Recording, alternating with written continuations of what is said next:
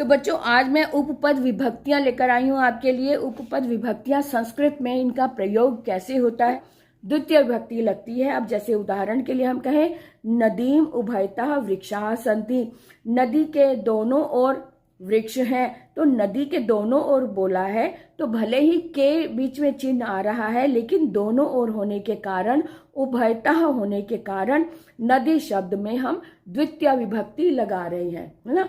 तो द्वितीय विभक्ति में नदीम आता है, इसलिए नदीम उभयतः वृक्षाः सन्ति हो गया। हम कारक तो समझ गए, कारक के चिन्हों के आधार पर हम अनुवाद करते हैं ना। तो लेकिन इसके अतिरिक्त कुछ और बातें भी होती हैं जो अनुवाद करते समय काम में लाई जाती हैं, प्रयोग में लाई जाती हैं। तो देखें हम कि ये जो अव्यय लगते हैं, अव्ययों को हम कैसे देखें कि जब ये वाले अव्यय लगते हैं तब कौन सी विभक्ति प्रयोग में लाई जाती है, इस बात का हम ध्यान रखेंगे। पदम आश्रित्य या विभक्ति ही सा उपपद विभक्ति ही यथा। अब जहाँ पे जैसे पदम यानी शब्द आश्रित करके जो विभक्ति लगती है उसे उपपद विभक्ति कहते हैं। जैसे उभयतः, उभयता का अर्थ होता है दोनों ओर। अब दोनों ओर जब हम लगाएंगे तो दोनों ओर जहाँ यानी उभयता शब्द अगर वाक्य में आया है, जैसे विद्यालय के दोनों ओर वृक्ष हैं, तो किसी भी चीज़ के दोनों ओर जब इस तरह का शब्द लगता है, ऐसा जब अर्थ होता है, तब वाक्य में द्वितीय विभक्ति लगती है। जब भी उभयता जहाँ भी लगता है वहाँ पर द्वितीय विभक्ति लगती है। अब जैसे उदाहरण के लिए हम कहें नदीम उभयतः वृक्षाः सन्ति, नदी के दोनों ओर वृक्ष हैं, तो नदी के दोनों ओर बोला है तो भले ही के बीच में चिन्ह आ रहा है, लेकिन दोनों ओर होने के कारण, उभयतः होने के कारण नदी शब्द में हम द्वितीय विभक्ति लगा रहे हैं, है ना। तो द्वितीय विभक्ति में नदीम आता है, इसलिए नदीम उभयतः वृक्षाः सन्ति हो गया। इसी तरह से परितः, ऐसे ये वाले जो है ना, उभयतः परितः मैंने चारों ओर, सर्वतः मैंने सभी ओर, प्रति मैंने की ओर, इस तरह के जो अव्यय लग जाते हैं, इस तरह के अव्यय लगे हैं, इन सभी में द्वितीय विभक्ति लग रही है। परितः मैंने चारों ओर, यहाँ भी द्वितीय विभक्ति। तो विद्यालयम परितः प्राचीरम अस्ति, विद्यालय के चारों ओर प्राचीर है।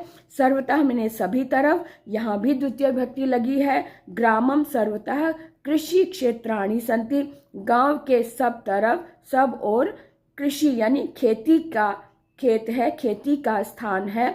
खेती के यानी कि खेत, कृषि क्षेत्र, कृषि मैंने खेती वाले, क्षेत्र मैंने मैदान है, तो गांव में सब तरफ खेती वाले मैदान हैं।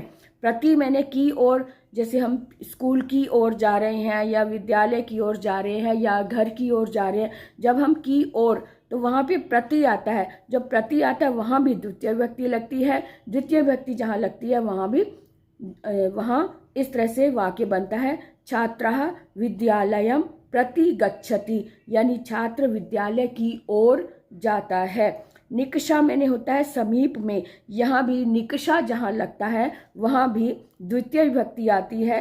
तो कैसे, जैसे ये उदाहरण है विद्यालयम निकषा उद्यानम अस्ति, विद्यालय के नज़दीक, विद्यालय के पास ही उद्यान है।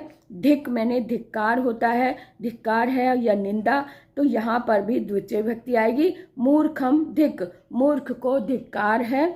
अब सह जहाँ आता है, यहाँ से देखो थोड़ा सा चेंज हो गया। सह, साकम, सह का मतलब होता है साथ, तो साथ वाला जो ये अव्यय है वहाँ पर तृतीय विभक्ति आती है। तो सह का मतलब होता है सहित या साथ। तो बालिका बालकेन सह खेलती, तो बालिका यानी कि बालिका बालक के साथ खेलती है। तो सह का मतलब जहाँ सह आया वहाँ पे तृतीय विभक्ति आ गई, तो बालकेन में तृतीय विभक्ति लगी हुई है, बालकेन सह खेलती। विना का मतलब होता है अतिरिक्त या इसके बगैर, तो अतिरिक्त में भी तृतीय विभक्ति, पंचमी और द्वितीय विभक्ति आती है। ये ध्यान रखो, जहाँ भी विना अव्यय आता है वहाँ पर तृतीय विभक्ति, पंचमी या फिर द्वितीय विभक्ति आती है। इन तीनों में से कोई भी एक लग जाती है। अब जैसे ज्ञानेन विना जीवनम वृथा, ज्ञान के बिना जीवन व्यर्थ है, ज्ञान के बिना जीवन व्यर्थ है। तो ज्ञान के बिना जो है ये यहाँ पर ज्ञानेन में तृतीय भक्ति लगाई है। अगर हम कहें ज्ञानम बिना तब भी ये सही है। अगर हम कहें पंचमी विभक्ति लगाएं ज्ञानात विना जीवनम वृथा तब भी ये वाक्य सही होगा। इन तीनों में से कोई भी एक विभक्ति लग जाए अगर विना के साथ में तो वो वाक्य सही हो जाता है। अलम का मतलब होता है कि मत करो, मत मना करना, तो अलम जहाँ लगता है वहाँ भी तृतीय भक्ति आती है।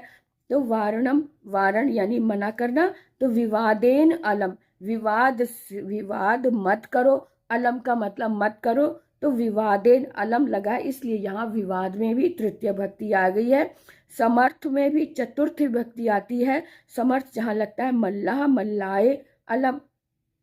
अब यहाँ पर चतुर्थी इस तरह से आ जाती है जैसे यहाँ भी अलम लगा है, तो अलम में तृतीया भी आ जाती है और चतुर्थी भी आ जाती है। अगर चतुर्थी विभक्ति लगाएंगे तो इस तरह से मल्लाए आ गया, तृतीया लगाएंगे तो विवादेन हो गया। इस तरह से अलम का प्रयोग होता है। अब जहाँ से देखो नमः जहाँ लगा है, नमः आपको पता है नमः जहाँ भी लगता है वहाँ पे भी चतुर्थी भक्ति आती है। आपने जब हम नमस्कार करते हैं तो नमस्कार वाले शब्द के साथ में चतुर्थी भक्ति आती है। तो पितृदेवाय नमः, पितृदेवों को नमस्कार है। ऐसे आपने देखा होगा कि गणेशाय नमः, शिवाय नमः, ओम शिवाय नमः, इस तरह से ओम विष्णु देवाय नमः, देवताओं को जब हम नमस्कार करते हैं तो उसमें चतुर्थी भक्ति आती है, पितृदेवाय नमः। इसी तरह से जैसे बही शब्द, बही अव्यय जहाँ लगा है वहां पर पंचमी विभक्ति आती है।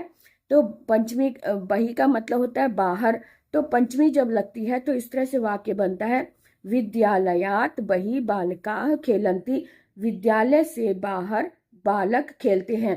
तो पंचमी विभक्ति का तो वैसे भी पता है कि अलग होने के अर्थ में आता है।